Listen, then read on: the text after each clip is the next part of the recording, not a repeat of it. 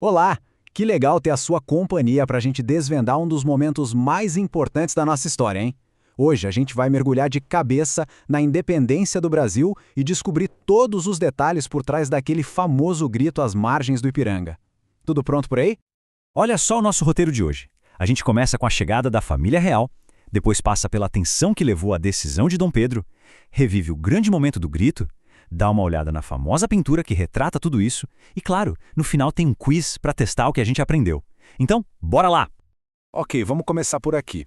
Para entender a independência, a gente precisa voltar um pouquinho no tempo. Sabe, antes do famoso grito, aconteceu uma coisa que mudou completamente a relação entre o Brasil e Portugal. A chegada da família real portuguesa aqui. O ponto de partida de tudo foi em 1808. Foi nesse ano que a corte portuguesa, fugindo das tropas de Napoleão Bonaparte lá na Europa, desembarcou no Rio de Janeiro. A mudança foi tão, mas tão grande que em 1815 o Brasil foi elevado à categoria de Reino Unido a Portugal e Algarves. Chique, né?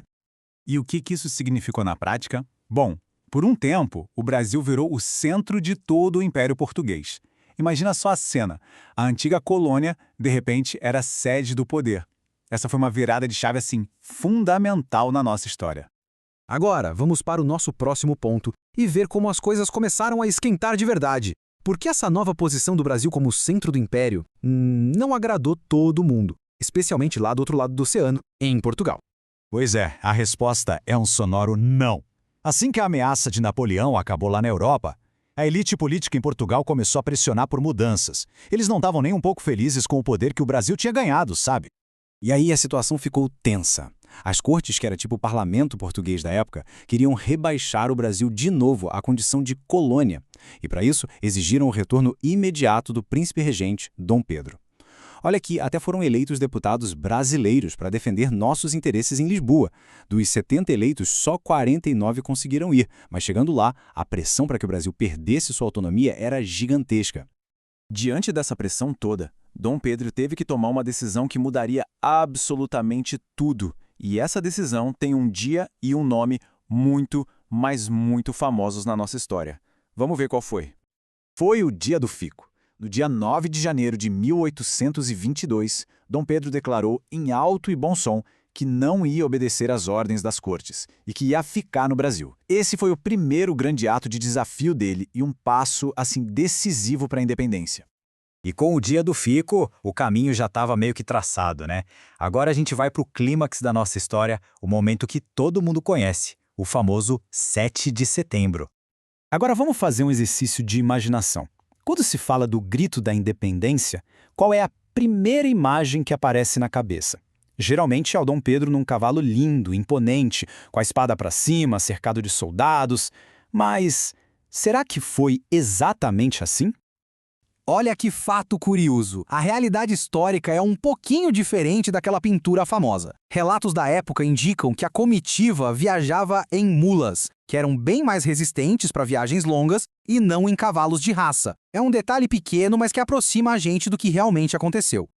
Bom, de cavalo ou de mula, o fato é que no dia 7 de setembro de 1822, ali nas margens do riacho Ipiranga, Dom Pedro recebeu as últimas ordens de Portugal e proclamou a frase que selou nosso destino como nação independente: independência ou morte.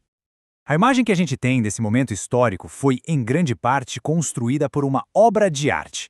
Vamos entender um pouco como essa pintura tão icônica ajudou a criar o símbolo da nossa independência.